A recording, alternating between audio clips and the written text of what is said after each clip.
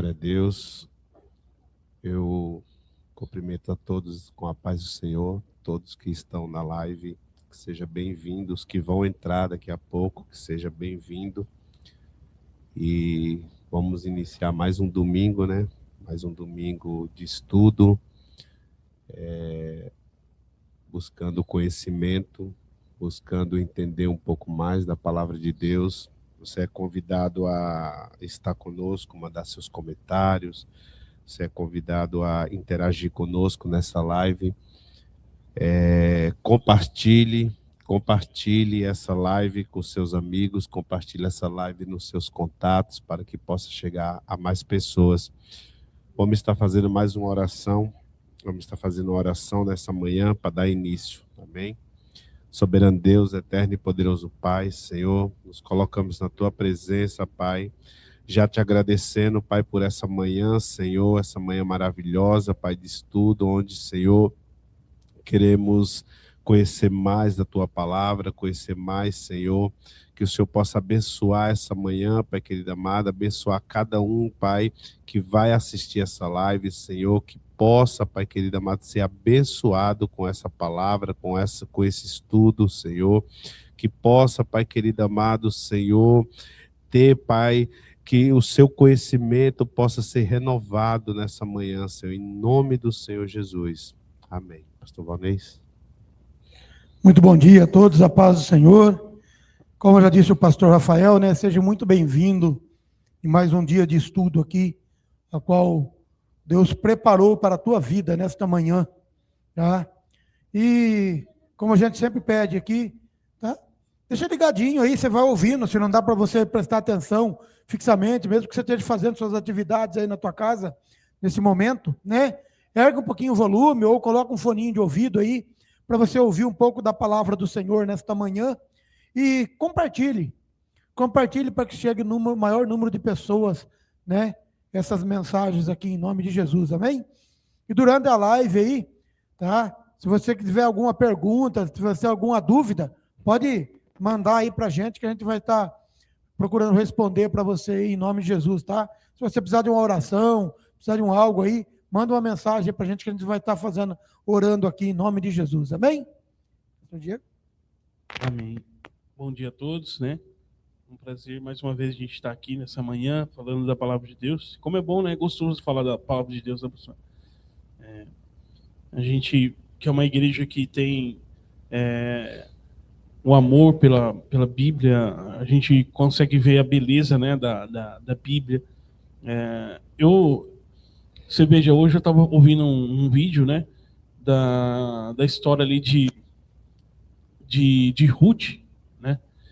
E a gente esquece, né? Você vê, Ruth, ela vai ter um neto depois, né? Vai ser Obed. Obed vai ser avô de Davi, né? Você vê, a Bíblia é um dos livros que mais trata a genealogia de uma maneira fiel, né? Na verdade, Obed é neto de Noemi, né? E Noemi lá no livro de Ruth, né? Você vai ver tudo isso daí. E poucos livros tratam a genealogia assim como a Bíblia trata, né? Ser fiel, você pega desde o Apocalipse ali, você vai vendo muito. Lógico que tem etapas de tempo que vai passando, né? Mas você consegue identificar, né? Da onde surgiu as coisas, né? Você pega Abraão ali, você sabe que de Abraão que vai sair o Estado de Israel, né? Que antes era Jacó, né? Daí tem as 12 tribos, tudo historicamente ali escrito, fiel, né? A parte. O único livro assim um dos livros que eu li que eu vi que era bem fiel a essa parte de genealogia, essas coisas aí, é a história do Tolkien, né? Do Senhor dos Anéis ali, que é muito fiel. Inclusive Tolkien, ele pega a ideia ali da Bíblia, né? Ele pega essa ideia da Bíblia ali e tenta mostrar isso de uma outra forma, né? Com adoração a Deus também da mesma forma. E antes de começar aqui a entrar no livro de de Apocalipse, né? Nós estamos aqui no capítulo 6 do livro de Apocalipse. Eu queria ler novamente aquela passagem de Daniel. Quando eu li aqui no domingo passado, eu gosto muito de assistir os vídeos. Então, tipo, se eu vou pregar, eu gosto de depois ouvir a pregação que eu preguei para ver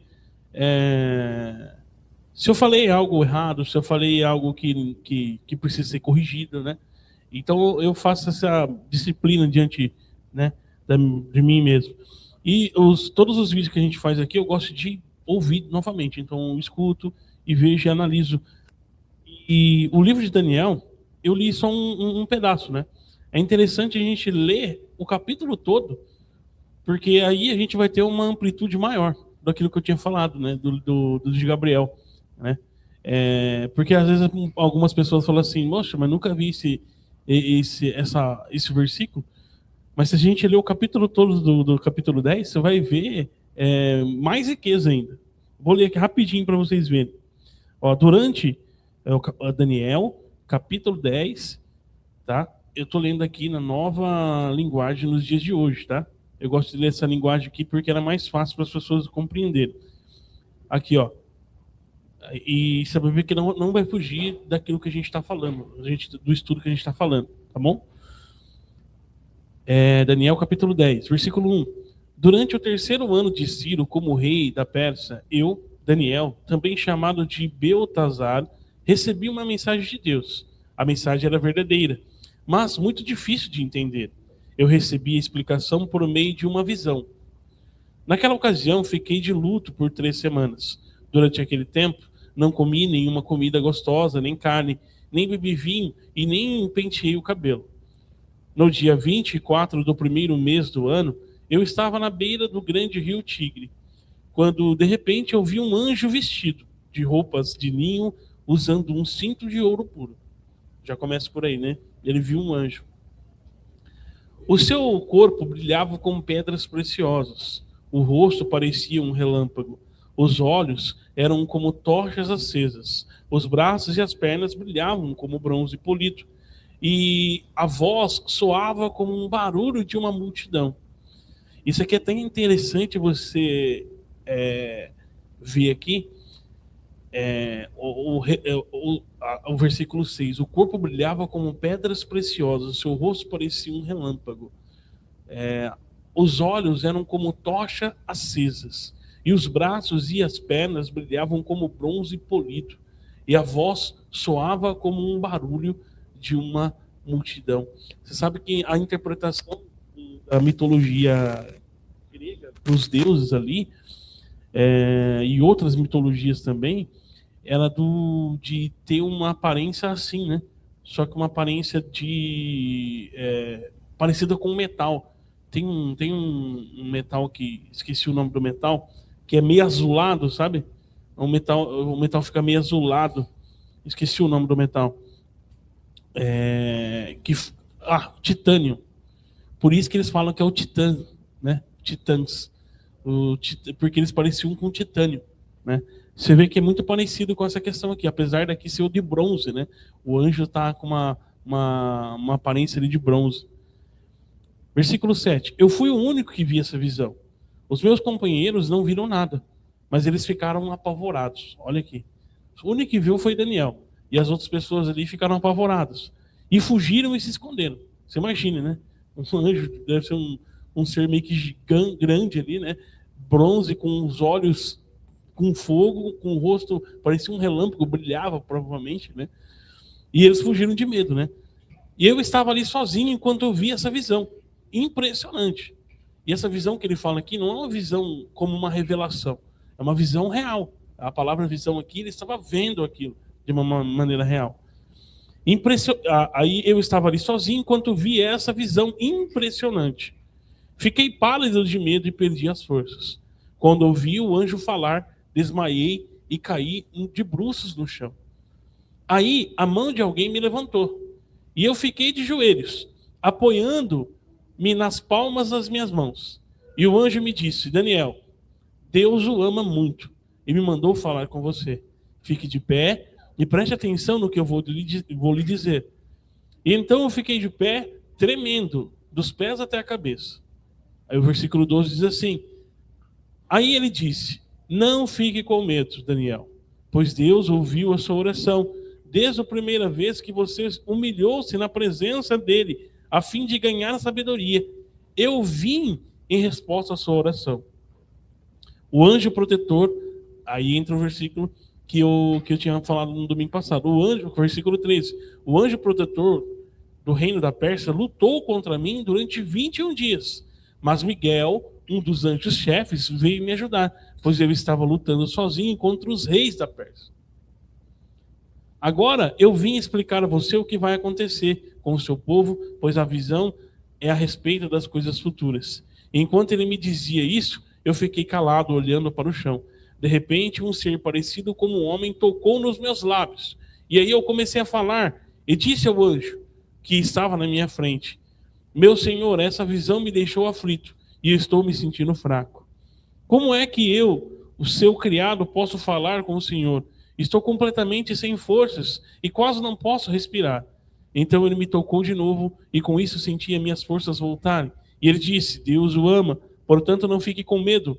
O que a paz de Deus esteja com você. Anime-se, tenha coragem. E então eu senti bem mais forte e respondi: fale, pois o Senhor me deu novas forças. E disse: sabe que eu vim falar com você. E foi para dizer que está escrito no livro da verdade. Mas agora eu preciso ir lutar contra o anjo protetor da Pérsia. Novamente ele fala: quando a luta acabar, virá um anjo protetor da Grécia. Mas na minha luta contra ele não há ninguém para me ajudar, a não ser Miguel, o anjo protetor de Israel. Né? Você vê, isso aqui é de uma beleza absurda, cara. É uma beleza absurda. Eu fico sempre entristecido com esse esvaziamento das pessoas hoje na igreja, que não fala disso daqui. Quantas pessoas já trouxeram o ensinamento do livro de Daniel e eles pegam isso aqui como se fosse nada. Literalmente você tem um anjo gigante na sua frente falando com você. Né? É que a Bíblia relata o anjo, né, como guerreiros de batalhas espirituais, né? Por exemplo, sempre batalhando para te livrar de um outro anjo do mal, ou alguma coisa maligna que está sobre a sua volta. Mas hoje, as igrejas hoje tratam anjos hoje só como garçons. Né? Os anjos de hoje só servem como garçons. Só vem com bandejas, te trazendo carro, te trazendo vitória, te trazendo joia, te trazendo casa, né? Te trazendo bênção, te trazendo uma namorada, te trazendo um casamento, entendeu? Os anjos hoje, tratados pelas igrejas, não são mais guerreiros. Como servos, né? Não são mais guerreiros que lutam contra o mal pela minha vida e pela tua vida. São simplesmente garçons hoje. Né? E esse que é o negócio, né? E esse que é o negócio, porque você esvazia tudo isso, né? Essa falta de interpretação verdadeira do texto, né? Daquilo que ele é. Por isso que eu gosto do Senhor dos Anéis, né? Porque o Senhor dos Anéis, ele relata mais ou menos isso, né? Eu sempre falo aqui, tento engrandecer as figuras como Samuel, né? Você vê, porque são figuras que tiveram poder realmente, né? E por quê? Porque se você vê a Bíblia como um negócio assim que sem sentido, como um negócio só um texto, né? Não, agora nós temos o Espírito Santo, né, dentro de nós, e de fato o Espírito Santo está dentro de nós. Mas existe um mundo espiritual, né? Um mundo espiritual que existem anjos que estão lutando contra potestades e principados. E como o pastor mesmo disse, não é para nossos benefícios subjetivos, né? Como ganhar casa, essas coisas Deus deixou a vida para a gente tentar ganhar, né? E se você não ganhar também, e daí, né? Quem disse que você é melhor ou pior se você não tem essas coisas, né? E mesmo que você ganhe e desfrute disso, você não vai levar. Vai ficar tudo aí. De forma alguma, não vai levar realmente. Entendeu? Realmente não vai levar, né? E deixa eu entrar novamente aqui. E você veja a beleza disso, né? Aí depois que ele fala para Daniel, ele fala assim, ó, agora eu preciso voltar, porque eu preciso lutar ainda contra, de novo, o reino da Pérsia. Isso aí tem o quê? E depois ele fala que ele vai lutar contra o Império Grego. Você vê, é exatamente o que acontece quando a gente vê aquela estátua lá, né? Porque o primeiro império é o Império Medo-Persa, né? Que eles vão lutar. Que é o Império Babilônico, né? Aí depois, mais para frente, eles vão o Império Medo-Persa e depois a Grécia e depois Roma. Você veja, aí o anjo representante de Israel, que é Miguel, era o único que podia também lutar ali com Gabriel, junto com Gabriel, né? Tanto que ele falou, ó, esse contra a Grécia, ninguém vai me ajudar a não ser Miguel, né? Então, cara, é um negócio assim tão bonito, né? Tão lírico, né? Que as igrejas deixaram de falar sobre isso, né? Aí, a gente vai voltar então. Eu só quis trazer isso daí pra gente, porque no domingo passado eu li só esse texto, às vezes, aí vendo o vídeo, me pareceu, o Diego tá falando besteira, né? Mas aí eu trouxe o capítulo inteiro para mostrar que eu não estou falando besteira, que na verdade isso é o livro, é a Bíblia, pô.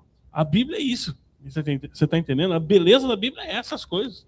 A beleza da Bíblia é você enxergar o poder de Deus. Quantas vezes Jesus Cristo, pastor, apareceu antes mesmo de ser homem?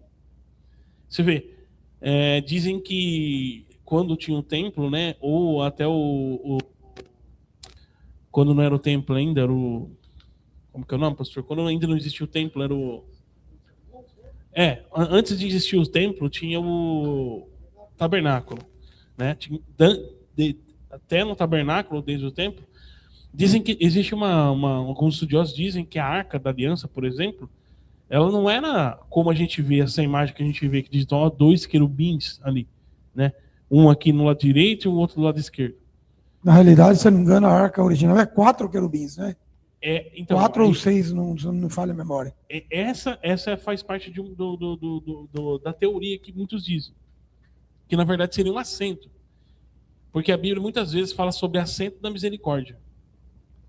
Quando vai tratar da Arca da Aliança, ele fala assento da misericórdia em algumas traduções, né? E aí assento, assento não tem como ser fora outro assento. Assento é um negócio objetivo, né? Assento, né? Então, era provavelmente a Arca da Aliança, essa figura que a gente tem de 2 anjos ali, só 2 querubins ali, um do lado esquerdo e outro do lado direito, não seja muito fiel, mas sim uma interpretação onde existia 4 querubins, que na verdade deveria ser 5, né? Mas 4 querubins, porque daí um representaria Samiasa, que é Lúcifer, mas ele, por conta do pecado, saiu fora, né? E aí você tem 4 seres ali, e ele é um assento, onde Jesus assentava ali. Jesus sentava ali, quando fazia toda... Porque você lembra, né? O sacerdote, ele tinha que vestir todas aquelas roupas ali, amarrava uma corda nele, para entrar no Santo dos Santos, era só ele que entrava, com um sino, né?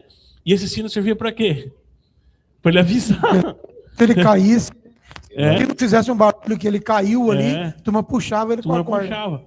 Porque tamanha era a glória de Deus naquele local. Porque muitos dizem que Jesus se assentava ali, porque ele era o assento da misericórdia. Ele se assentava ali para fazer as orações ali, entregar as orações para Jesus. Eles entregavam a oração ali para Deus, mas eles não sabiam que era Jesus aí, né, de certa forma. Ali eles só sabiam que era a presença de Deus. Porque existe inclusive uma interpretação que você vê Jesus em várias situações, né? Por exemplo, quando Moisés vê a sarça ardente, muitos interpretam como é Jesus ali, entende? Tira o lugar, tira a sandália dos seus pés, porque o lugar que você está entrando agora é santo, né? O fogo falando, né? É que a turma, quando fala isso, a turma tem um entendimento seguinte, né? Que aquele local ali, né? Aquele local onde estava a sarça é um lugar santo. Não, ele se tornou santo no momento da presença de Deus. Que quando quando se fala isso, é porque, por exemplo, quando você entra na presença de Deus, você entra num local santo. Sim. Né? E tem a interpretação também de Jacó, né, que falam que Jacó lutou com o anjo. Esse anjo também poderia ser Jesus, mas não é que ele lutou com Jesus. Jesus veio ali para... Todas as obras de Deus é perfeita. E por isso que a Bíblia fala que todas as coisas cooperam para o bem para aqueles que amam a Deus. Por quê? Porque a gente está lendo o Apocalipse aqui, a gente percebe que todas essas coisas vão acontecer, mas para aqueles que estão com Deus, que amam a Deus, vai ser bom, né?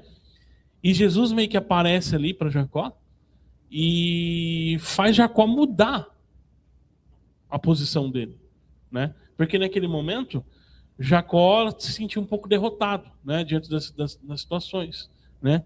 E aí por isso que tanto que a Bíblia fala que ele queria a bênção dele, ele queria a bênção dele, né? E não é que ele lutou contra esse anjo, mas ele ficou ali meio que pedindo, clamando a esse anjo, e esse anjo era provavelmente o próprio Jesus Cristo, né? E pela glória de Jesus Cristo ali, ele foi até ferido, né, na perna ali, e depois se tornou meio que manco, né, por causa disso. Então você vê, se você pegar a Bíblia, é interessante você olhar a Bíblia e ler ela desde o começo com essa perspectiva de Jesus aparecendo.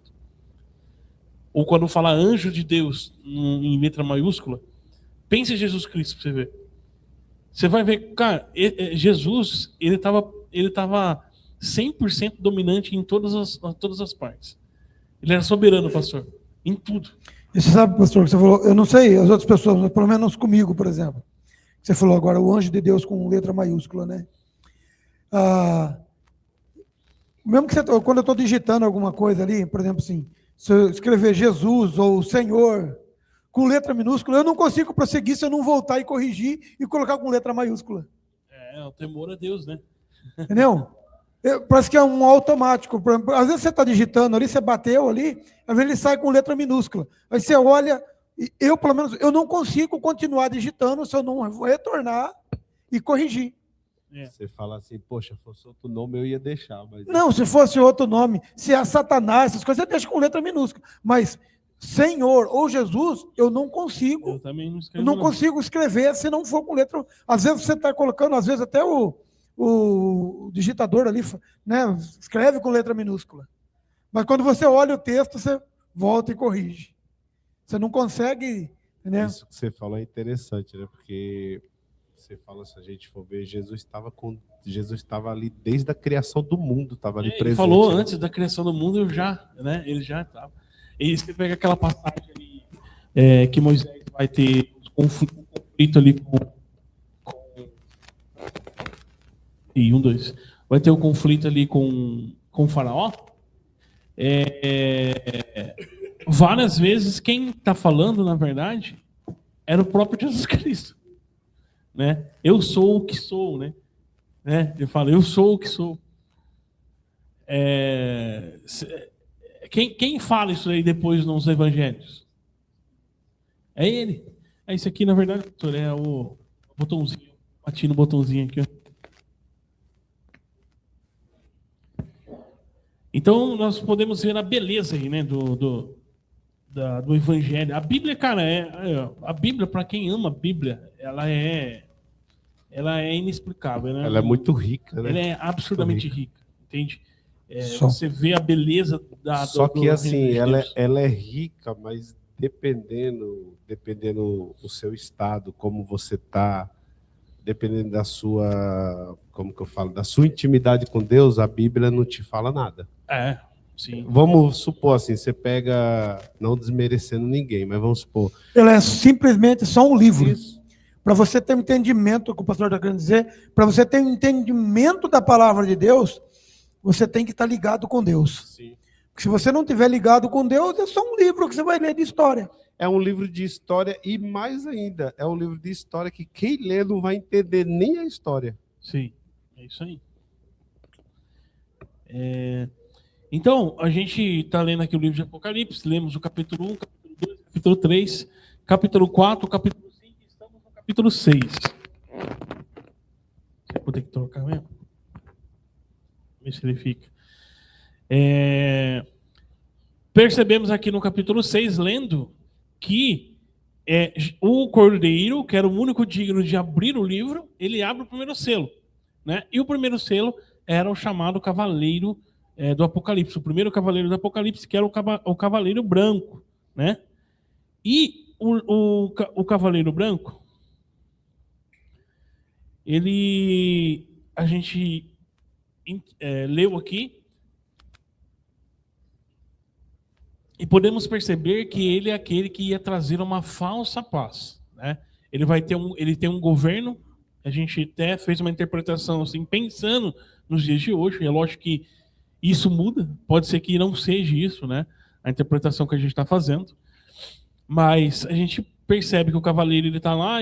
O cavaleiro branco ele é um cavaleiro que tem um arco, mas ele não tem flecha. E ele sai para conquistar. Né? Isso, na interpretação que nós fizemos diante das coisas que a Bíblia diz, nos versículos que dizem em Tessalonicenses, em Daniel, que ele traria uma falsa paz. Né? Ele enganaria as pessoas ali. A gente interpretou também que esse provavelmente é o chamado Messias que os judeus estão esperando. Lembrando que os judeus não acreditam no Messias como nós acreditamos, né? Nós acreditamos no Messias Jesus Cristo, né? Que ele já veio e voltará. Para os judeus, Jesus não voltou porque o Messias não é Jesus, né? Então o Messias não voltou. Para os judeus, o Messias é um grande guerreiro, assim como Davi, entende? Seria um Davi renovado e glorificado para os judeus. Até hoje, se perguntar para os judeus, é um Davi glorificado, né? E vocês vão perceber que durante o primeiro selo aí, do Cavaleiro Branco, o anticristo, né, que é o Cavaleiro Branco, ele vai ser mais ou menos como uma figura de Davi glorificado. Porque ele é o anticristo, então ele precisa parecer com Cristo. Ele precisa parecer com o Messias. E ele vai aparecer de uma maneira glorificada ao ponto de trazer paz, né, pro reino, entre Israel. E que até tem uma imagem aqui que a gente fez, ó. O símbolo maior disso vai ser a paz entre Israel e os outros países ali islâmicos. E através disso, o que eles vão criar? Vão criar o novo templo. Hoje eles já têm o Instituto do Templo, eles têm todas as coisas, têm a novilha vermelha, tem todas as coisas prontas para criar o templo. O que eles não têm ainda? O lugar. O anticristo, né, esse Davi glorificado, porque o Davi glorificado seria Jesus Cristo. Né? Obviamente, essa representação de Davi glorificado bíblico cristão é Jesus Cristo, porque na volta, esse cordeiro que está abrindo o livro, né, ele que dá autoridade, inclusive, para o anticristo fazer essas coisas, né?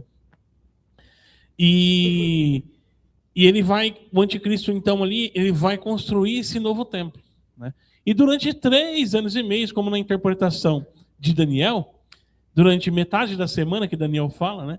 São 3 anos e meio, que uma semana, 7 dias, mas na verdade são 7 anos, né? Ele vai interromper, né? Daniel fala aqui, ó, que ele vai interromper, vou ler o versículo rapidamente, só para a gente lembrar e ir para o segundo cavaleiro. Daniel 9, 27. Esse aqui é um capítulo antes daquele capítulo que a gente viu, que é o capítulo 10, do anjo Gabriel e Miguel lá. Fala dali, Daniel... Isso, Daniel 9. Quando disserem paz e segurança, então lhe sobrevirá de repentina destruição, como dores de parto, aquele que está grávida, e de modo algum escaparão. Isso aqui é Tessalonicenses. Daniel fala assim, Daniel 9 vai falar assim, ó, 9:27. Ele fará um firme pacto com muitos por uma semana, 7 anos. E na metade da semana cessará o sacrifício e as ofertas de cereais. Quando estiver no meio disso daí, ele vai cessar. E aí o que vai acontecer? Abre o segundo selo. Vamos ler lá? Apocalipse capítulo 6, versículo 3. aí a chaleira vai apitar. Porque tá tudo paz. Entendeu? Tá tudo paz ali. Os judeus estão felizes, se possível, enganaria até os escolhidos. Né? E aí, escolhidos aí tem tudo. Tem cristão, tem judeu, né? Tem tudo quanto é gente, tudo quanto é povo. Imagine lá, até você vê, né? Como que é. Se a gente pensa assim, nossa, né? Antigamente a gente tinha aquela impressão assim da marca da besta, né? Não vou aceitar a marca da besta. Eu lembro as pessoas falando, não, jamais aceitaria a marca da besta, né? Mas essas pessoas são a mesma que acreditam em profecias subjetivas aí, né? Que falam sobre RG dela, falam sobre... Entendeu? Você imagina alguém... Que adora o homem, né? Adora o homem. Você imagina alguém glorificado fazendo milagre. Entende? Todo mundo, as tiazinhas do coque ali, pastor, vai estar tudo, olha, é Jesus Cristo voltando. Acreditando nisso. Entendeu? Por quê? Não tem interpretação bíblica. Sendo que a própria Bíblia fala que na volta dele ele não vai nem pisar os pés nessa terra, né? É que, infelizmente, a turma acredita, infelizmente, muitos acreditam e pregam ainda, tá? Que Jesus Cristo vai vir da mesma maneira que ele veio da primeira vez. Sim. Entendeu? Aí nego fala, se Jesus vier agora, será que ele vai andar pelo mundo? Será que ele vai... Cara, a Bíblia diz que agora ele vai voltar como um leão. Exato. Entendeu? E outra, e é num abrir e fechar de olhos. Sim.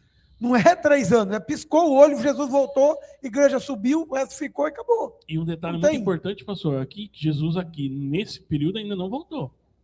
Ainda não voltou. Entendeu? Porque tem muitas pessoas que são os... tem uma... Na linha escatológica, né? Tem as pessoas que acreditam que do arrebatamento, que Jesus vai vir, vai resgatar a sua igreja antes dessas coisas acontecerem.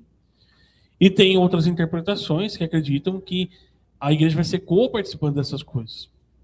Né? E eu acredito mais nessa segunda opção, que a gente vai ser co-participante dessas coisas. Né? E aí, então,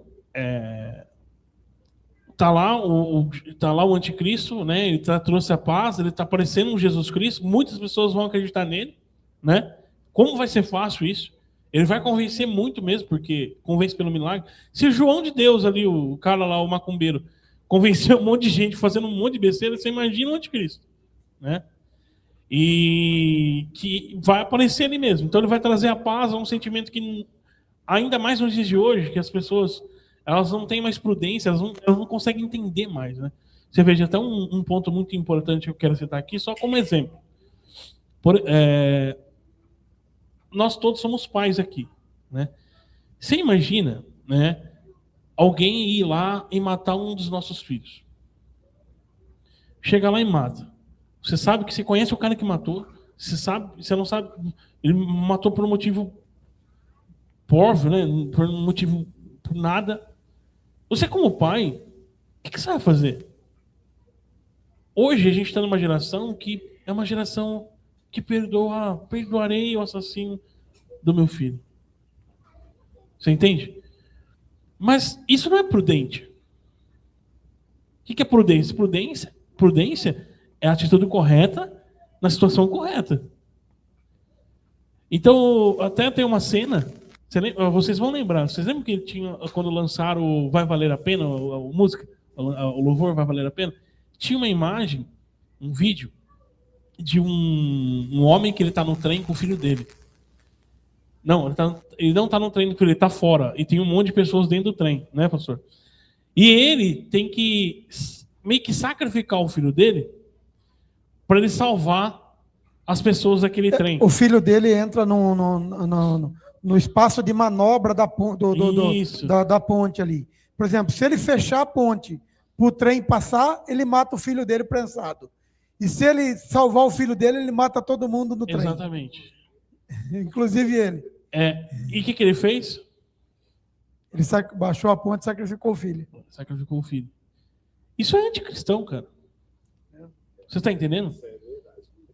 Não faz sentido algum isso. Quando eu assisti esse clipe, eu entendi que o clipe queria colocar Jesus, como se É, o homem, Como se o Deus homem tivesse fosse feito Deus isso, né? e tivesse feito isso. Beleza, a interpretação de Jesus e Deus foi bem faz, interpretada, faz parte. Mas agora pra interpretação- gente, A interpretação da gente, eu pensei essa mesma coisa. Não tem sentido. não tem Não sentido. tem- Sabe por quê? Porque eu acho que 99% sacrificaria as pessoas do trem. Sabe por quê? Porque, entende, é meu filho. As pessoas do trem, cara, eu nem conheço. Você via que tinha pessoas ali que estavam usando drogas, tinha pessoas que era Sim. isso, aquilo.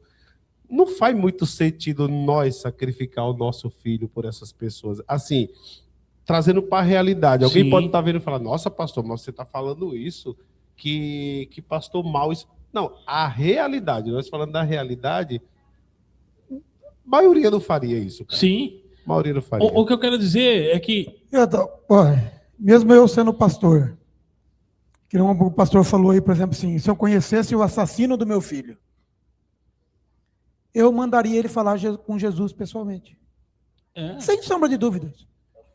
Sem piscar o olho. Sim. Tá? Eu encaminharia ele para falar com Jesus pessoalmente. Porque assim, pastor, o que acontece? As pessoas confundem isso. Jesus, Deus, ele é Deus, né? Então ele tem amor em plenitude. Aliás, o amor vem dele. É ele que nos dá o amor. Ele tem sabedoria em plenitude, ele tem força em plenitude, nós não. Nós somos como esse copo aqui, que se colocar mais coisa do que do espaço dele, ele não suporta. Não sei se você já Entende? chegou a ver, por exemplo, eu estava vendo um podcast, uma entrevista com aquele Nicodemos lá, Augusto Nicodemos, Augusto Nicodemos. né? Aí perguntaram para ele sobre o cristão usar arma. Ele falou assim, ó, eu não uso arma aqui por causa da lei, que, entendeu? Me proíbe, eu tenho que fazer um monte de coisa, tenho que buscar. Mas se eu morasse nos Estados Unidos, num estado que pode, eu estaria com uma 4 quadrada aqui na cintura agora. Sem ter o menos coisa. Falou assim, ó, e se alguém entrasse na minha casa para roubar, eu ia dar um tiro bem no meio do olho. É. As pessoas, Entendeu? sabe qual que é o problema? E eu faria a mesma coisa. Sabe qual é o problema, pastor? As pessoas não entendem a realidade das coisas. As pessoas pensam assim, mas isso deve, isso não deve. Cara, vem cá. Então, a palavra de Deus, ela me mostra que eu tenho que ser uma pessoa sincera e falar a verdade. Então, vou vir aqui nessa live e falar mentira, falar, não, abraçava o ladrão ali, beijava ele e tá tudo certo. Né? É uma falsidade, né? Uma falsidade. A gente tem que ser... Porque até os que falam isso, eles pensam assim, só que eles não falam. Entendeu? A diferença nossa. E o que... Pensa e agiria dessa maneira, E só que agiria. depois mente na hora de falar. Só que, cara, a própria palavra de Deus, ela me mostra que eu, como pai, como chefe da minha casa, eu tenho que proteger minha família. Exato. Eu tenho que proteger minha família, eu tenho que ser o protetor. Então, alguém vai tirar uma peça da minha família, uma peça ali, vai tirar algo da minha família, e eu tenho Vai olhar? que olhar e falar, não, beleza, tá tudo certo. É igual aquela palavra que o pessoal fala muito isso. Pode ter sido já falado para você, para mim, quando você passou, fala assim, não, porque você tem que dar outra face. A palavra de Deus fala que eu não tenho que, eu tomei um tapa no rosto, eu tenho que virar o outro lado. As pessoas não entendem. Eu não sou Pastor, Jesus. me fizeram essa pergunta. Eu não sou Jesus, cara. Me fizeram essa pergunta uma vez. Uma falou assim, ô pastor, se alguém dá um tapa na tua cara, você vira a outra face? Eu falei, não, eu arranco, jogo no chão e piso na cabeça. Ele falou assim, ô pastor, mas a Bíblia diz que tem que dar outra face. Eu falei, a Bíblia também diz que tem que pisar na cabeça de Satanás. Eu falei, então dá um tapa na minha cara para você ver. Se eu não jogo você no chão, piso na sua cabeça. Não, é simples assim. Então é Bíblia que você quer? Então por isso você tem que ler Bíblia. Então você quer interpretar aqui, tem que dar outra face? Eu interpreto que tem que pisar na cabeça de Satanás. Que o cara está dando um tapa na minha cara e está sendo usado por Satanás. E eu vou jogar no chão e pisar na cabeça dele. Exato. Até, cara, se você, que hoje, o que acontece? Hoje a gente tem muitas pessoas que se dizem religiosas, né? Religiosas, que é um mal muito grande a pessoa ser religiosa, né? Ela entende do jeito dela, ela interpreta do jeito dela e ela coloca como se a Bíblia estivesse falando isso. E não é assim que a gente vê. A gente vê um Jesus ali, um Jesus que ajudava, a gente vê um Jesus que abraçava, mas a Bíblia também nos mostra um Jesus irado. A gente vê isso. Ninguém vê isso, né? Os religiosos não falam disso. Não fala de ver ali o Jesus irado, como ele se irou com os próprios fariseus, como ele se irou quando ele entrou no templo. Os religiosos não falam isso, só mostra aquele Jesus, ai, amor, aquele Jesus que passa a mão, aquele Jesus que abraça, aquele Jesus... Porque Jesus é amor, Jesus é isso. Mas Jesus se irou, cara. Ele sendo Jesus, ele se irou. O pessoal não fala isso. Aí o pessoal não fala de um Deus, fala do Deus que fez um milagre ali, que fez Abraão ter um filho na velhice, fala de Deus e Deus aquilo. Mas os religiosos não querem falar de um Deus que mandou entrar num território e matar todo mundo, matar até os animais. O pessoal só quer mostrar aquele Jesus assim, para falar que você tem que dar sua outra face. Que você, se matar um filho seu, você tem que baixar a cabeça. Entrega aquele cara na mão de Deus. Eu li aqui um dia um Salmo de Davi, o Salmo 109. O religioso não leu o Salmo 109. Davi não pede misericórdia pelos seus opressores e seu adversário. Davi não pede que Deus perdoe ele. Davi pede que eles morram. Davi pede que eles morram. Davi pede que os filhos dele sejam órfãos, que os filhos dele mendigue. Davi pede até que a geração dele pague. Ninguém vê isso. Exato. Por quê, pastor? Porque existe um esvaziamento desses símbolos, né? Você vê, como eu li lá em Daniel, o anjo estava guerreando com os... Deixando bem claro, pastor Diego, que nós, e a gente prega isso aqui, a gente prega que você não mate ninguém. A gente prega que você não roube, que você não use droga, que você não faça nada de errado. A gente prega o perdão. A gente prega que se alguém fizer alguma coisa com você, que não seja nessa gravidade, como a gente prega isso aqui direto. Você quer voltar para a igreja, você era daqui, a gente te abraça, a gente está aqui para te receber. A gente prega isso. Sim, a virtude da prudência. Isso, né? Exatamente. Mas a gente sabe que a Bíblia também nos colocou como que... É igual, eu já vi pessoas falar assim, pastor, que vai entrar um cara aqui na igreja, vai entrar um cara aqui na igreja com a faca, tudo, que você tem que ir lá e abraçar o cara, de tentar acalmar ele, para ele não fazer besteira. Cara, eu tenho meus filhos aqui, tenho todo mundo. Se o cara entrar loucão com a faca... A primeira coisa que a gente vai tentar fazer é conter a pessoa. Exatamente. Não. Depois que ela acalmar, vamos ter... Mas agora, a pessoa está com uma faca, está com uma arma ali, você vai lá abraçar ela? Não, você vai tentar conter ela. E mesmo que isso seja necessário, forças extremas. Igual aquele vídeo lá, né? Acho que um ladrão entra na igreja católica lá. Os caras arrebentaram o cara de capacete. Só vendo ele com cadeira jogando. Eu acho que o Johnny estava naquele culto, cara, naquela missa. Você veja, né? Hoje eu vou ministrar aqui, né? Tem uma passagem, inclusive vou ministrar essa passagem de Jesus Cristo, que é aquela passagem que Jesus cura o cego, mas ele gospe no barro, né? E passa no olho do cego, né? E aquele dia ali era um dia de sábado. E a gente se pergunta, por que Jesus gospe? Ele não poderia ter curado aquele cego só não falar? Simplesmente, né? Que um outro cego falou para ele, eu quero ver. E Jesus simplesmente falou para ele, então veja. Então veja. Exato, mas e a Bíblia relata que automaticamente ele passou a enxergar. Passou a enxergar. Não. Por que ele fala isso para esse cego? Porque era um costume daquele tempo, das pessoas daquele tempo, eles entendiam que o guspe ele era um tratamento médico, né? Ele é um tratamento médico. E era um dia de sábado. Então, um dia de sábado, segundo a tradição judaica, você não pode trabalhar. E mesmo um tratamento médico, como o guspe, também não poderia existir. Então, o que Jesus fez? Ele usa de um meio de um tratamento médico, que é o guspe, para afrontar os judeus ali. Hoje é um dia de sábado, eu vou usar esse método aqui com vocês para curar esse cego e para desafiar eles, para mostrar para eles que tudo que eles estão fazendo é totalmente subjetivo. Não importa o dia que tem que curar. A cura vem quando Deus quer que cura. O dia, tanto faz, né? Então, ele meio que é uma provocação de Jesus Cristo, aquilo lá.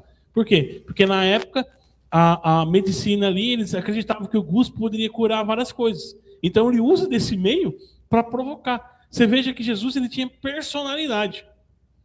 Ele não tinha medo de enfrentar os judeus. Ele não tinha medo de desagradar as pessoas. Hoje a gente vive de um evangelho que as pessoas têm medo de desagradar as outras pessoas. Entende? Então, esse sentimento a gente não pode ter. A gente tem que ser... A ministração que eu quero trazer é exatamente nesse sentido.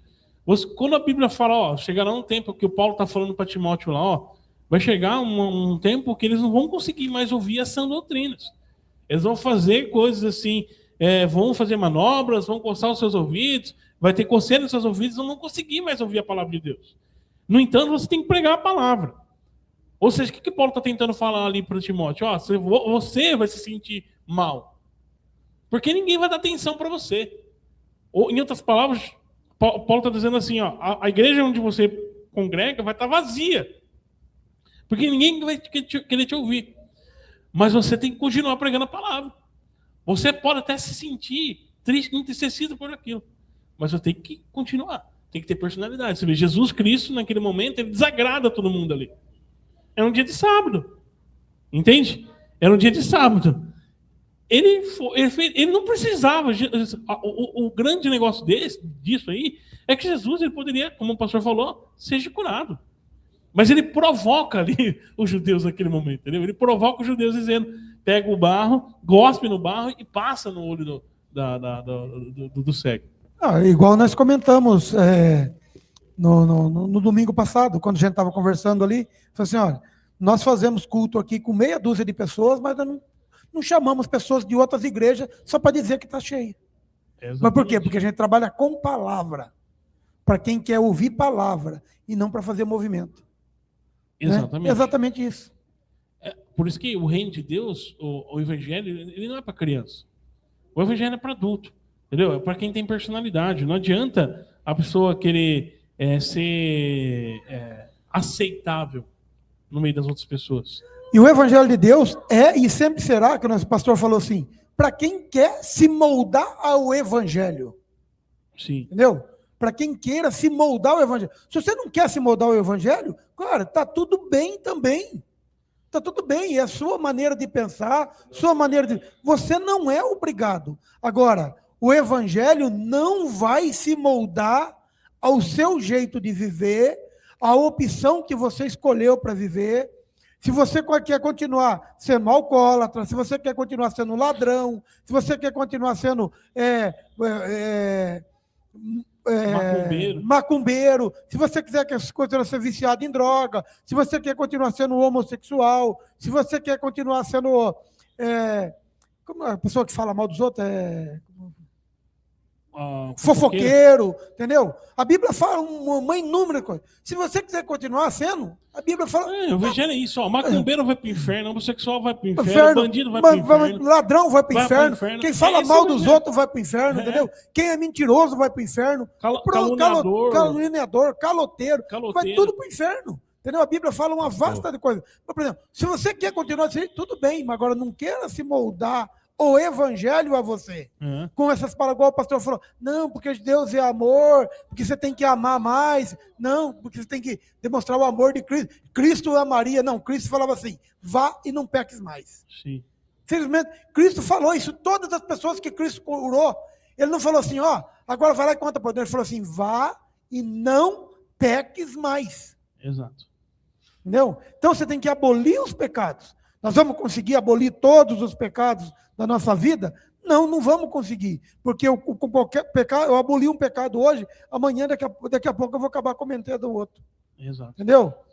Mas eu vou tentar o máximo possível abolir os pecados da minha vida. Agora, não eu moldar a Bíblia para que eu possa pecar. E saber que a salvação ela vem por meio da graça. Por meio da graça. Não há nada que a gente possa fazer para adquirir a salvação. Não. Não é eu ter pela misericórdia de Jesus Cristo. Não é eu ter uma vida de santidade, é eu ter uma vida de arrependimento. Arrependimento. Tanto que Jesus Entendeu? não nos chama a ser santos. Não.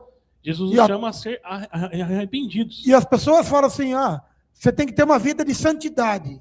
Mas a vida de santidade, ou mostrar uma vida de santidade para o pastor Diego ver, para o pastor Rafael ver, para a comunidade ver, é uma coisa.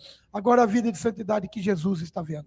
Não, eu digo mais, pastor. Aquele que é arrependido, ele vai ter uma vida de santidade. Entendeu? Obviamente, dentro daquilo que ele pode fazer, igual o copo. Igual o copo. Existe uma medida. Existe uma medida. Nós não conseguimos encher essa xícara aqui mais do que essa parte aqui de cima. Exato. Passou daqui, ela vai cair, vai vazar, vai vazar. Entendeu? Exatamente. Aí a turma vai entender, não, mas aí eu vou transbordar em santidade. Não. Isso aí é idiota. Você não vai transbordar em santidade, mas você vai jogar fora. Entendeu? É. Então você vai ter aquilo somente que caibe dentro de você. Entendeu? Tem até uma pergunta aqui. Aquilo que a gente estava falando, né?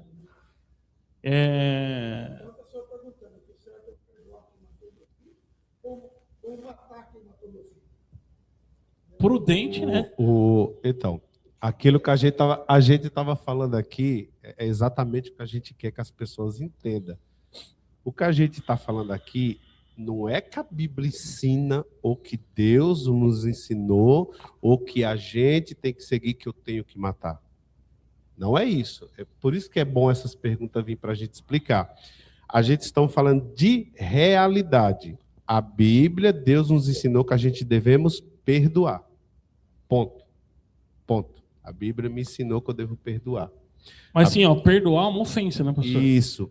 Mas aí não tem perdão. O que acontece? A gente está falando aqui de realidade. De realidade. Qual a realidade quando a gente olha para a palavra de Deus? As pessoas têm que entender isso. Quando a gente olha para a palavra de Deus, qual que é a realidade? A realidade é que se alguém entrasse na sua casa para fazer algo, o que você faria? Você se defenderia. Sim. Você se defenderia a todo custo. A palavra de Deus, deixando bem claro também que a palavra de Deus, ele fala assim, que o homem, ele tem que dar a sua vida pela sua mulher e pelos seus. A Bíblia nos fala isso.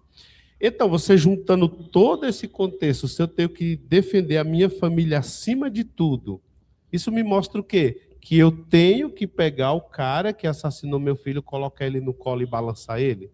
De forma alguma. E outra, constante também, né? Por que o cara matou teu filho? Exatamente. Tem esse detalhe. Por que o teu filho morreu na mão de outra pessoa? Coisa assim, é um acidente? É um acidente? Ele cometeu um Aí acidente. O cara, um acidente, o cara... Agora, ele quis matar realmente? Agora, não, ele quis matar realmente? Por exemplo, ou seu filho, o que seu filho fez para essa pessoa matar ele? Entendeu? Agora, quando é uma... Porque tem muita gente que acha assim, ó, ver o filho é um bandido, entrou na casa lá, foi para roubar, tomou um tiro e morreu. Então tem que ir lá atrás do cara que defendeu a casa dele e matar o cara que matou meu filho. Isso aí é uma... Entendeu? Então, é uma ampla coisa aqui. Entendeu? Como o pastor falou, nós não estamos falando aqui que o cara matou teu filho, você tem que matar. Você tem que ver qual que seria... nós estamos comentando aqui, é a sua realidade de momento. Exatamente. A sua realidade de momento ali. Aquilo que você... Agora, cara, seria muito maravilhoso, entendeu? Maravilhoso, se você conseguisse perdoar e conviver com isso. Sim. Então, é maravilhoso. Agora, por exemplo, tem pessoas que não vão conseguir. Eu tenho opinião diferente. Eu estou dizendo para vocês. Minha opinião é o seguinte. Nós somos como essa xícara. Existem coisas que não cabem mais a nós. Transborda. Deus, ele perdoa por imperfeição. Ele perdoa em plenitude. Plenitude é o quê? É infinito. Ele tem o perdão em plenitude. Ele tem um amor em plenitude. Nós não temos amor em plenitude. Nós não temos a força em plenitude, nós não temos sabedoria em plenitude, nós temos uma fração de todas essas coisas, desses atributos de Deus. O que o pastor está querendo dizer, por exemplo, assim, se você tem a capacidade de perdoar, e isso nunca mais te afetar, e você nunca mais lembrar disso, entendeu? Então, você tem essa capacidade. Agora, você falar que você perdoa, mas toda vez que você lembra nisso, vem um ódio no teu coração. Na verdade, o que eu quero dizer é o seguinte: eu não perdoaria. Porque, assim, um filho é aquilo que há de mais sagrado na vida de um pai. Você entende? Tirando Deus. Desde que o teu filho também esteja... ele foi morto inocente, né? Isso daí. Qual que era a cena que a gente estava dizendo? Um assassinato. Chega lá um cara que vai e mata seu filho. Por exemplo, um cara vai e estrupa um filho seu. Não tem como você agir de uma maneira pacífica diante disso. Você entende? O que é ser prudente? Ser prudente é pagar isso. Porque, de fato, a gente não vai conseguir pagar porque ele tirou a vida do seu filho. Isso não é uma conversa de moralidade, né, da moral humana antiga. Que os filósofos já falavam isso antigamente. Entende? Numa situação dessa a qual eu estou dizendo, não tem outra, não tem como você perdoar. Não existe perdão porque não cabe em nós esse perdão. Deus sim. É aquela coisa, você colocar a pessoa na realidade do fato. Essa é a verdade. Exato. Né? Você pegar aquela pessoa que fala assim, nossa, pastor, mas você tem que perdoar. Pega essa pessoa e fala assim, você perdoaria? Sabe, você pegar essa pessoa, você colocar ela na cena, você colocar essa pessoa, o filho dela sendo assassinado, você perguntar para ela, coloca ela lá e falar, você perdoaria?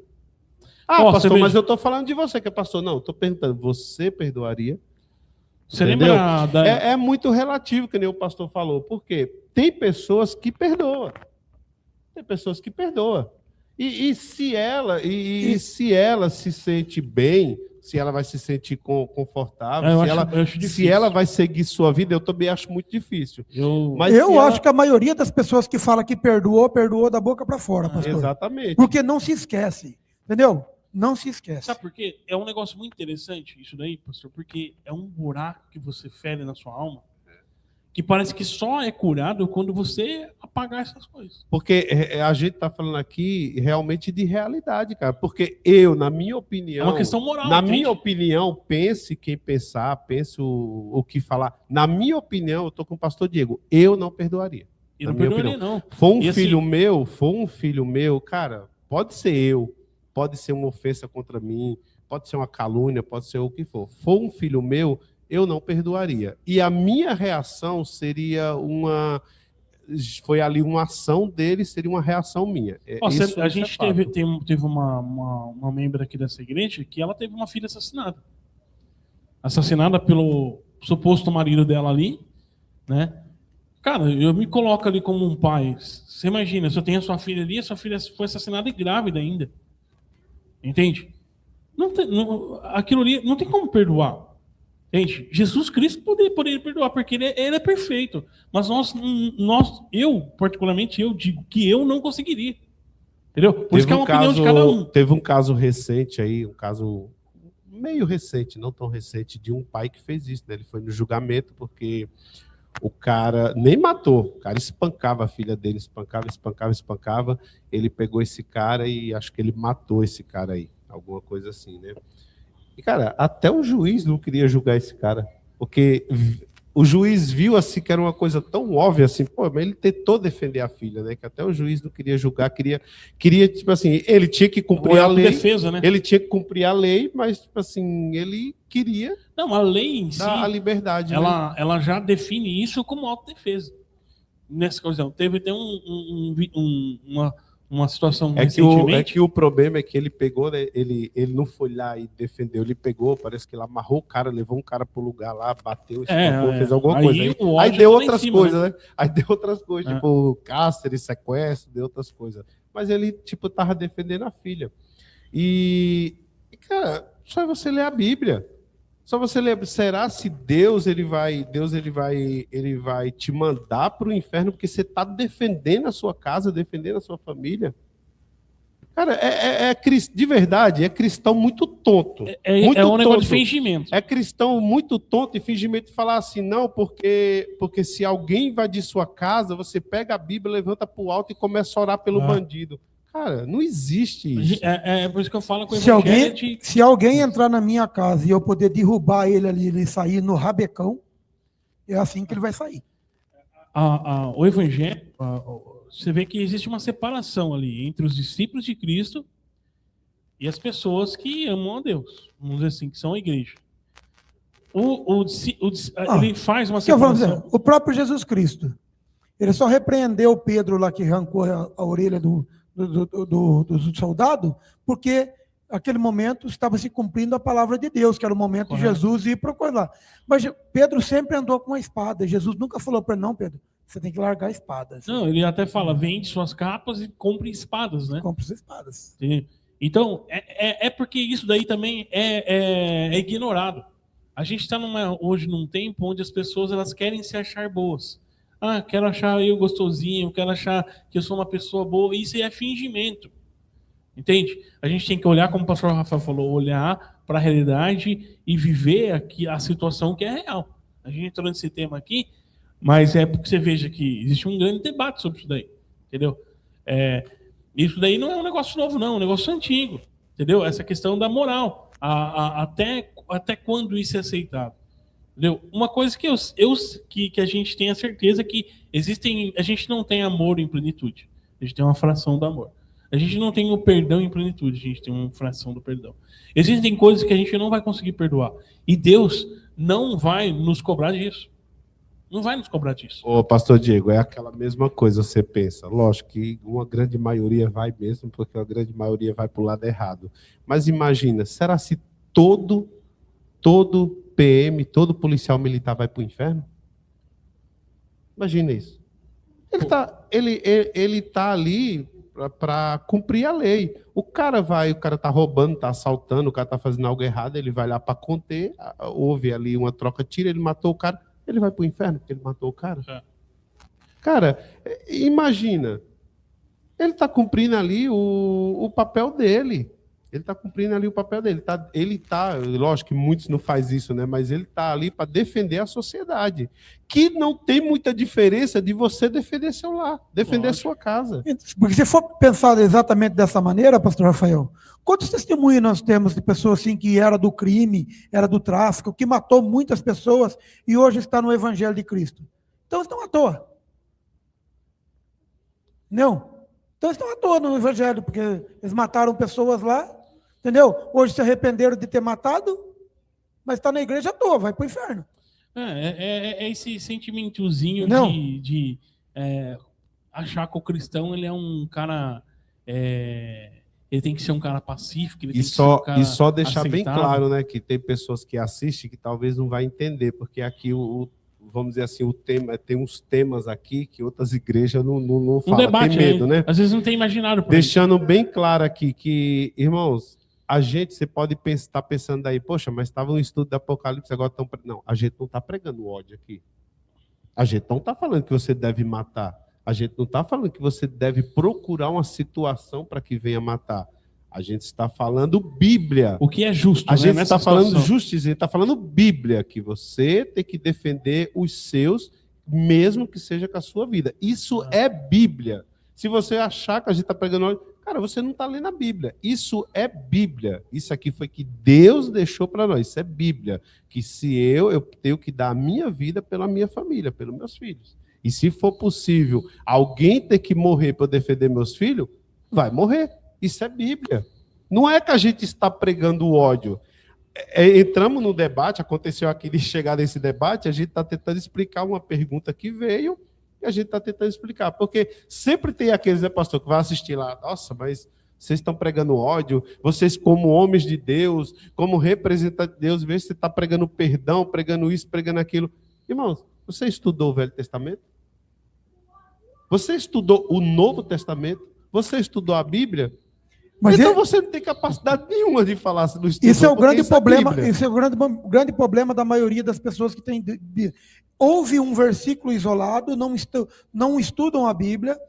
Primeira coisa, primeiro você tem que entregar a tua vida para Jesus e aprender o que a Bíblia diz para cada coisa na sua vida.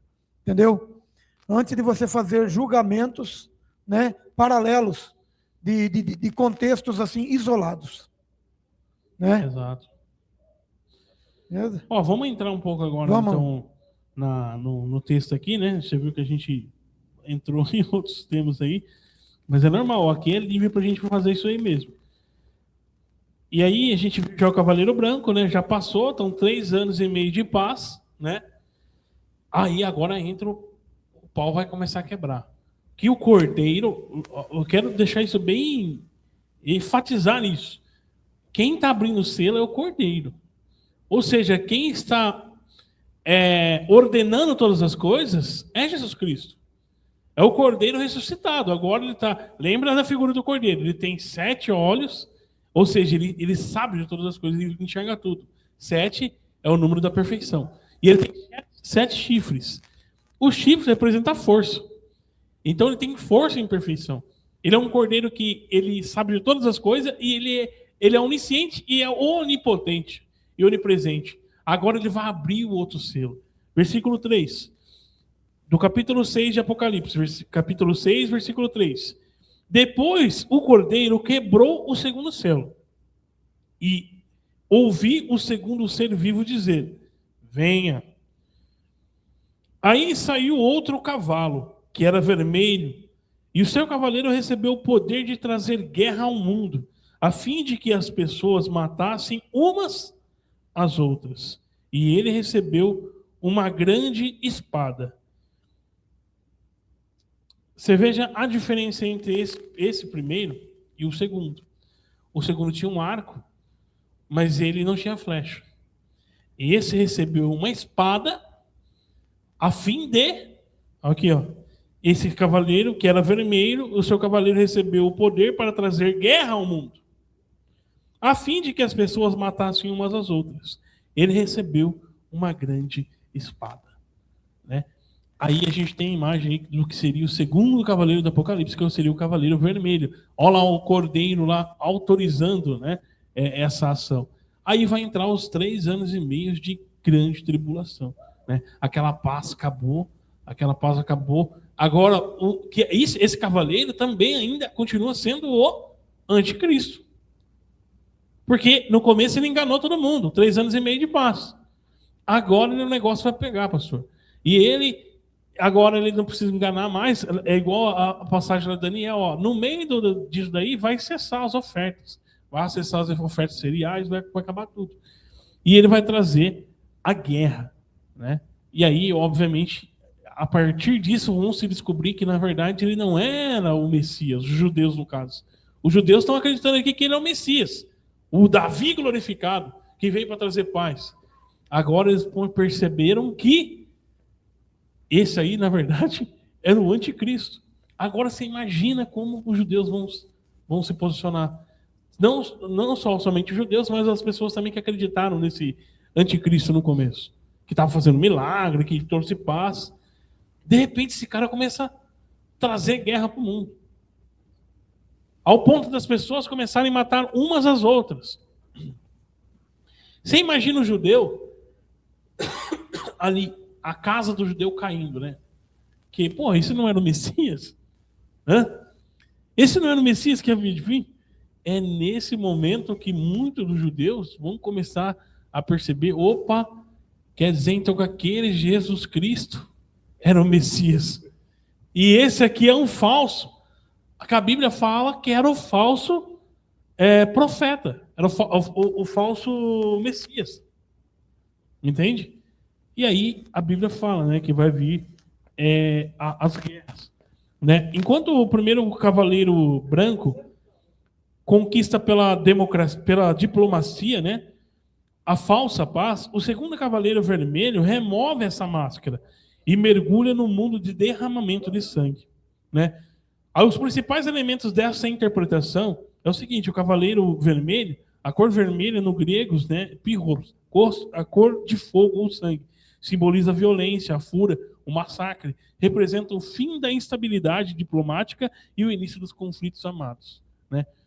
Lembra que Jesus Cristo fala assim, ó, quando vocês ouvirem rumores de guerra, né, ainda não será o fim. São os princípios das dores. Né? Isso aqui são os princípios das dores. Pastor, às vezes eu ouço muito, às vezes eu vejo alguns comentários, às vezes nas redes sociais, né? As pessoas falando assim, né? Nossa, porque o mundo não sei o quê. Ai, volta logo, Jesus. Porque será que essa pessoa que fala, volta logo, Jesus, ela está preparada para que Jesus volte para a vida dela? Provavelmente não. O Hosana, né? Ora vem Senhor Jesus. Hosana, que significa ora vem Senhor Jesus. Ele representa isso. Lembrando que a segunda vinda de Cristo será a vinda do juízo. Né? E nós estamos num período de graça. Né? Então é o que o pastor está falando. Nós estamos num período de graça e Que é o período que você ainda pode se arrepender. Pode se arrepender. Pode voltar atrás, né? Exatamente. Mas quando esse cordeiro começar a liberar o selo, aí acabou. Ainda vai ter arrependimento, porque você vai ver ali que vai ter os judeus, e os judeus eles vão se arrepender, porque eles vão perceber que aquele Cristo que eles tinham negado, na verdade ele era o Messias. Né? Então eles vão se arrepender, e não só judeus, como outras pessoas também que acreditaram nesse anticristo. Mas até então eles não sabem que é anticristo. Eles sabem que é alguém que está trazendo paz. Mas agora ele se transforma nesse agente que vai trazer guerra no mundo. Que vai trazer guerra, vai trazer perseguição. Né? Vai ser o tempo de abrir os olhos, né? Vai ser o tempo que os brasileiros As escamas. Vai ser o tempo que o brasileiro vai ver que o Lula não era legal, né? As escamas dos olhos vão caírem aí, né? Aí tirar a paz da terra, né? Esse é um ponto crucial que foi mencionado, né? O texto diz explicitamente que o cavaleiro foi dado o poder de tirar a paz da terra. Ele tirou. O cavaleiro ele foi dado a ele o poder de tirar a paz da terra. Se no começo ele conseguiu trazer a paz, esse mesmo cavaleiro agora traz a guerra. Isso indica que a paz e segurança estabelecidas no primeiro cavaleiro eram frágeis e artificiais. A grande espada, diferente do arco do primeiro cavaleiro, este carrega uma grande espada. Né? Na época, a macheira, em outras traduções está escrito macheira magali. Né? A macheira era uma espada curta usada com combate próximo a execuções. Essa espada que o Pedro cortou a orelha do soldado lá, era essa macheira, era uma espada curta. O fato de ser grande, né, ele está tentando mostrar que é uma grande espada, né, sugere o poder de destruição e escala massiva e autoridade para executar julgamentos militares, que se matassem uns aos outros. Isso sugere que não apenas guerras entre as nações, mas também anarquia, revoltas civis, colapso e ordem social, onde a confiança entre os homens desaparece completamente. Né? Santo Agostinho dizia o seguinte, que a base da sociedade é o amor ao próximo. Né? Porque como que a gente vê isso daí? Você vai num mercadinho, você vai no mercado lá, tem um dono do mercado. Você confia que aquele homem ali, que está vendendo um produto, está entregando aquele produto que você quer. E ele também, em contrapartida, confia que o dinheiro que custa aquele produto, ele é exatamente aquilo que ele está pedindo. Então, você veja que a base disso, no começo, a essência disso é a questão da confiança. Eu vou entregar aquilo que custa e você vai entregar aquilo que eu quero. Entende? Nesse período aqui, essa confiança do ser humano o vendedor da Uai lá, esse aí eu vou falar para você. Esse é verdade. E é sobre pessoas. Você vê, né? Os caras enganaram muito fácil, né? Então, a base da confiança vai acabar. Né? Os nomes de Deus. A base da confiança vai acabar. Né? Então, você não vai ter... Você imagina um mundo onde você não confia mais. Você não consegue confiar mais em deixar seus filhos na escola. Você não confia mais no seu próprio trabalho, as pessoas que você vai prestar o trabalho, porque você não sabe que ele vai te pagar. Então, é por isso que o Santo Agostinho dizia, né, que a base da sociedade é o amor ao próximo. Né? E isso vai meio que acabar. Você vê, agora vamos tentar trazer agora uma interpretação segundo os dias de hoje. A mesma forma que a gente fez isso lá no Cavaleiro Branco, vamos tentar trazer nos dias de hoje. A gente tem várias coisas aí que também poderiam mostrar que essa profecia está prestes a acontecer. Né? Que se tivesse acontecido, o Cavaleiro Branco já aconteceu. Está acontecendo, vamos supor aqui, tá? Uma suposição, não estamos dizendo que está acontecendo. Mas vamos supor que já aconteceu os 3 anos e meio do Cavaleiro Branco. O anticristo já veio, ele já enganou todo mundo, agora ele vai começar as guerras. Veja a tecnologia que hoje a gente tem no mundo bélico. Quantas coisas. Para você ter uma ideia, você pega as guerras, vamos começar pelos drones. Hoje existe a possibilidade de governos mundiais batalharem uma guerra, né, 100 pessoas, basicamente. Só com drones. Entende? Você vê ali no conflito entre Rússia e Ucrânia, quantos ali soldados foram mortos por drones? Ele joga a bomba certinho no lugar onde o cara está escondido. Né? E assim, de um custo muito baixo. Hoje a gente tem, por exemplo, a questão das indústrias de drone, que é tudo basicamente tudo mecanizado. Né? A tecnologia com a inteligência artificial. Você vê o dono da OpenAI, né, que é o dono do chat GPT, ele disse que eles tiveram que entrar ali no chat e fazer uma alteração, porque o chat, a inteligência artificial ali, estava fazendo conflito com outras inteligências artificiais. Uma outra coisa, vocês sabem que as inteligências artificiais hoje, elas chegou numa posição que é a posição que elas são independentes.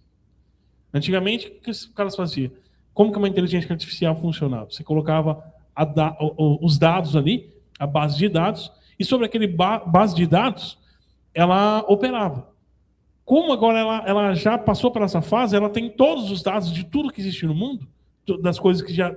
de informações, ela sabe de todas as coisas que tem de informação. Ela não precisa que ninguém mais dê a ela dados. Ela opera basicamente individualmente. Ao ponto de, hoje, pastor Rafael, vocês vão impressionar com isso.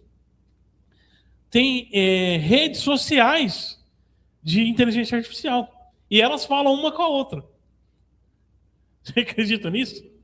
Elas falam uma com a outra. Já teve uma outra situação também, isso daí você pode verificar, pesquisar lá, dar um Google que vocês vão saber, as pessoas estão ouvindo a gente aqui. Já teve caso de... hoje elas estão, como eu falei, elas estão individualmente, elas operam individualmente, não tem ninguém mais que coloca dados para ela funcionar, elas buscam os dados. Alguém, um cara de TI, disse que precisava limitar elas. E começou a falar isso daí, que precisava limitar elas, que o poder delas seria muito, muito forte. A inteligência artificial começou a ameaçar o cara. Ameaçar o cara porque ela descobriu que o cara tinha um caso, a inteligência artificial descobriu que o cara tinha um caso, e se ele não parasse com isso, a inteligência iria publicar isso nas redes sociais. Olha só como que é a situação. Eu estou trazendo as coisas de hoje em dia, como as coisas estão hoje em dia. Então, ela é meio que absoluta hoje em dia, né? Então, você veja que, imagine, indústrias totalmente automatizadas, com inteligência artificial implantada nelas. Vocês assistiram já ao Vingadores, a Era de Ultron? Vocês lembram do Vingadores na Era de Ultron? O que tinha naquele filme lá? Você viu que o Ultron ali, ele dominava tudo, né? Ele estava ele é uma espécie de inteligência artificial, né? Outra coisa que é assim também é o Exterminador do Futuro. O Exterminador do Futuro é isso aí. É uma inteligência artificial que eles chamam, eles falam como que é? AlphaNet? É AlphaNet? Eu não lembro. AlphaNet. Skynet, né? E que a Skynet, né? Ela dominaria, que é a inteligência artificial, dominaria o mundo ali e ele criaria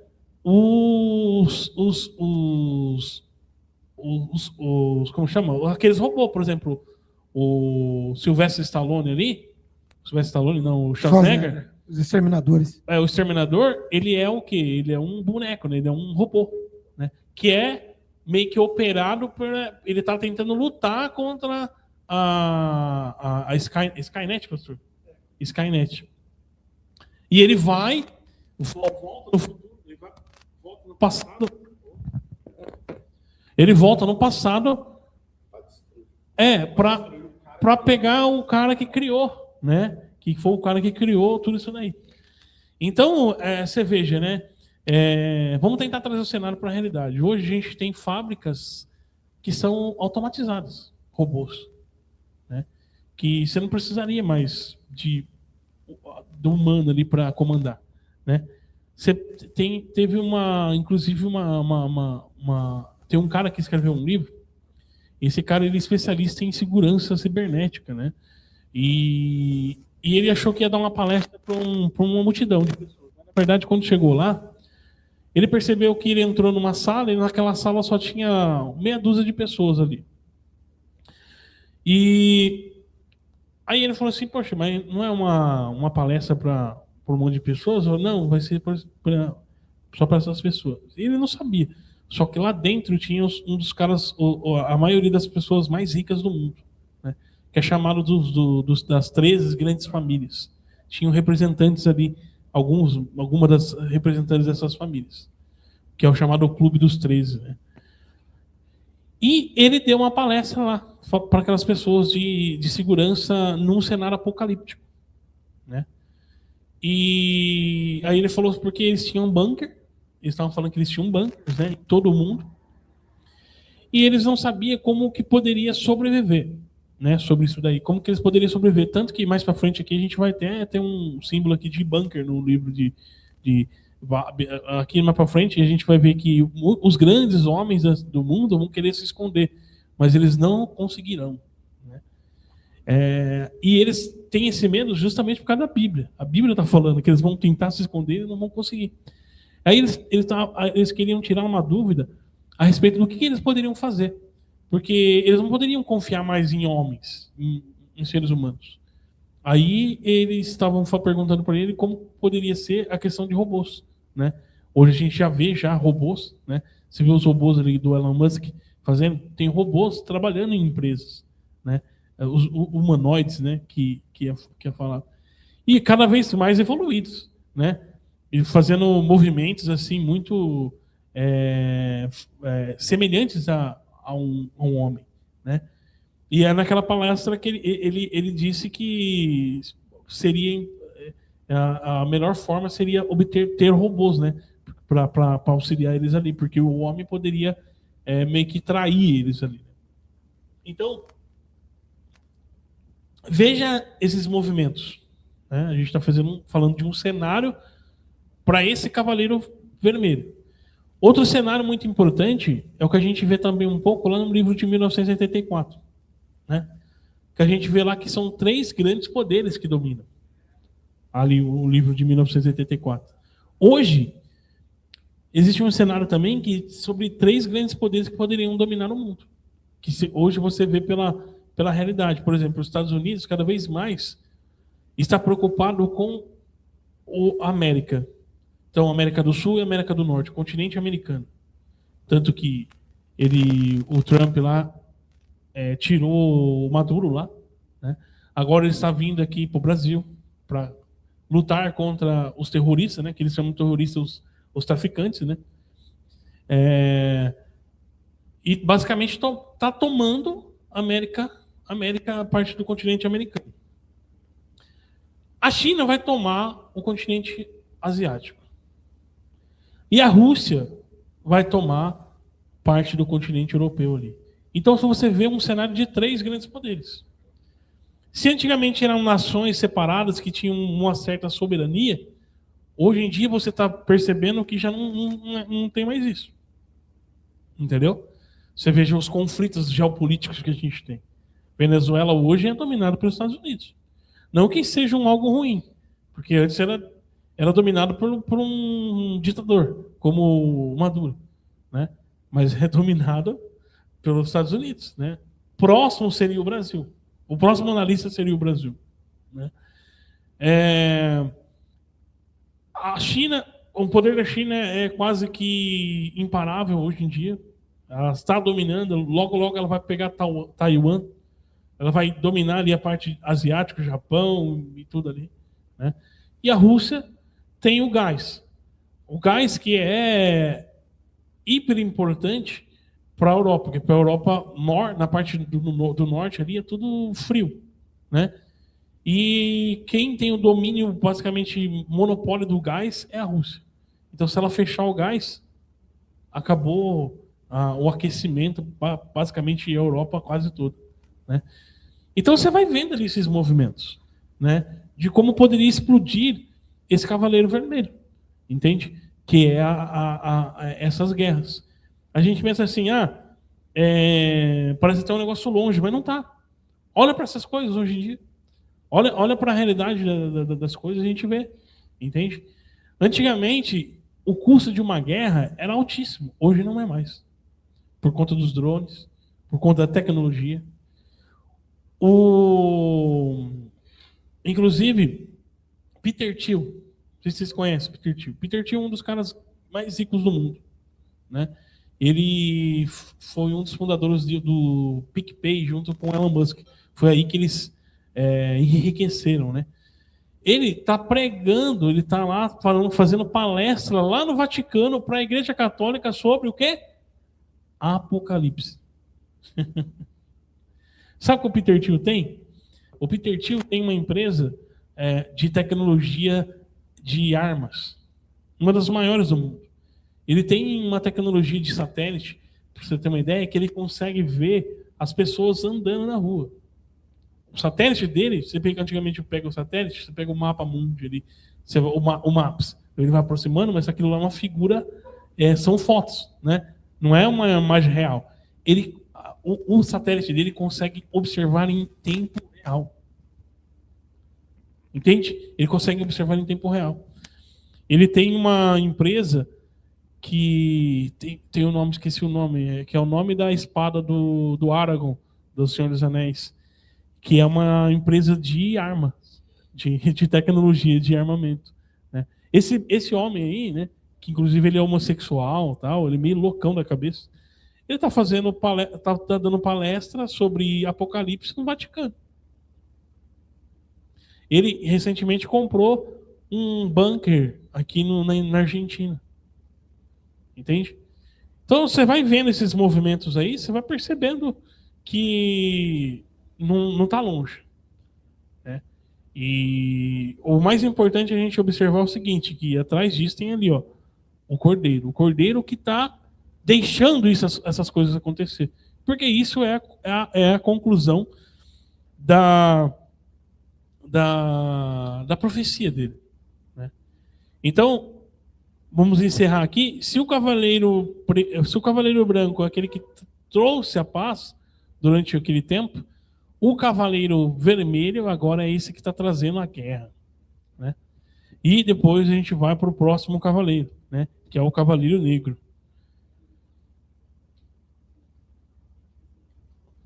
Deu para entender ou não? Esses são os famosos cavaleiros do Apocalipse, né? Isso aqui você vai perceber no livro do livro de Apocalipse que ela vai se repetindo, tá? Os selos, eles vão repetindo os candelabros, a história meio que vai se repetindo. Às vezes é a mesma interpretação para outras figuras que ele sempre volta. O livro de Apocalipse vai voltando. E mais para frente você vai ver de novo essas figuras mais ou menos assim, não como cavaleiros, mas como outro significado. Amém? É isso aí. Já deu o nosso horário aqui, 11h35, 1h30 aqui a gente falando. E o próximo domingo a gente vai falar do próximo cavaleiro. Eu falei para você que o capítulo 6 ele é mais amplo, que começa essa parte de escatológica mesmo, né? Amém? Alguém fazer uma oração? Então vamos encerrar então. Agradecer a Jesus Cristo por esse estudo. Senhor Deus, meu Pai, nessa manhã nós queremos te agradecer a Deus por esse estudo maravilhoso que o Senhor nos deu, a qual nós podemos debater, Senhor, e falar sobre várias coisas, sobre a Tua verdade. Nós estamos em busca da Tua verdade cada vez mais. E, Senhor, nós negamos a nós mesmos. Nós negamos nós mesmos, negamos nosso sentimento, negamos nossa vaidade para estar diante do Senhor, Deus. Ó Senhor, aleluia. Ó Senhor, que o Senhor possa ser conosco, para que nós possamos voltar à tua casa à noite e que o Senhor nos leve em paz, Senhor, da mesma forma que o Senhor nos trouxe em paz. E que toda a honra, toda a glória seja dada a Ti, no nome de Jesus. Amém. Amém.